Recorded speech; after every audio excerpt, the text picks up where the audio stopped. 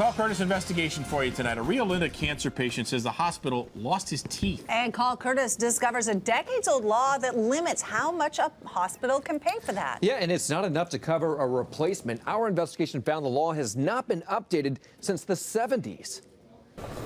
Fighting stage 4 cancer. Cancer in my neck. Dudley Cornett was rushed to Kaiser in Roseville for heart problems. The next morning, the top denture he says he left in a Kaiser cup with his name on it was gone. I was really mad because, now I have to walk around in public with no teeth. Dudley says Kaiser promised to pay to replace them, but later said they'd only cover $1,000 and they needed a receipt. Well, I don't think it's right, because if my dentures cost more than $1,000, then I would have to pay out of my pocket. We uncovered state law protects you when places like hospitals lose your stuff.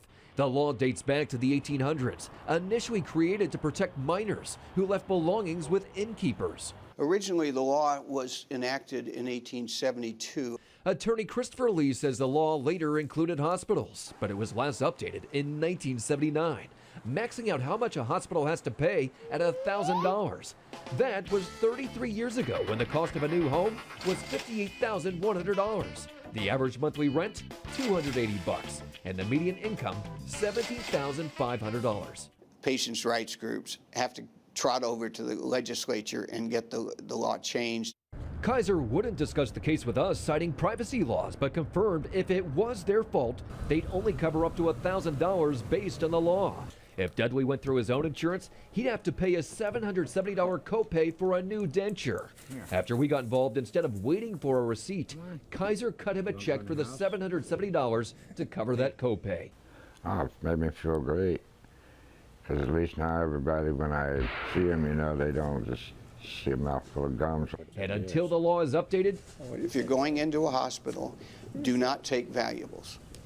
Well, we reached out to the Assembly's Health Committee at the Capitol and spoke with Assembly member Bill Monning about this old law, and he says he's going to look into the possibility of raising that $1,000 limit. So what if you do have valuables that get lost that are worth more than $1,000? You could say, I trusted you with this. It was worth more than $1,000. Please give me more than $1,000. By the way, we've heard from several people who say hospitals have lost their things after we started promoting the story.